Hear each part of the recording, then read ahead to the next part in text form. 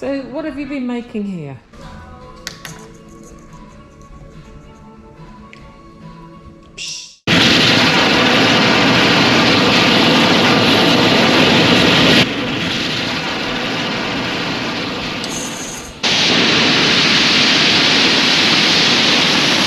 So the first movement signifies the soft start, the second movement. We'll connect in here with a quick release we've made, fill it with oxygen, represents the oxygen tank, and then when we get to the right pressure, we'll automatically disconnect that. Then we will ask for it to start, and we'll send a radio signal, and then we'll get a very small movement on this valve here, which is our soft start, allowing low pressure oxygen into the chamber. So if you watch there, there'll be a slow start. See that slight movement?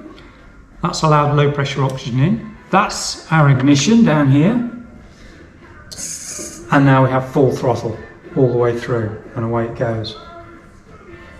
This is all being controlled with that Arduino Nano. Now we've got two battery systems here. One here, the 9-volt one, is solely for the ignition system, and I've kept it completely separate from involvement with the Nano, other than the Nano is asking for the relay to close, which sends voltage down into the chamber and ignites the system.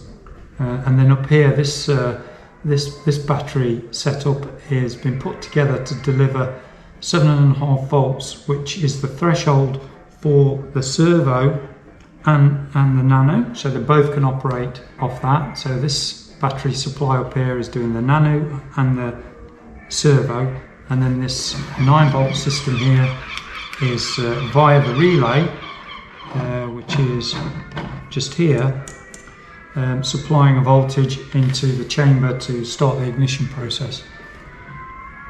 And the Nano, all the Nano is doing is calling for the relay to close at the right time period. And then with this setup, if this works okay, we can in the future reprogram that to do exactly what it's doing now, but then 2 seconds into flight or at a certain speed, it can shut the throttle off and then turn the throttle back on again, which will be very cool to see.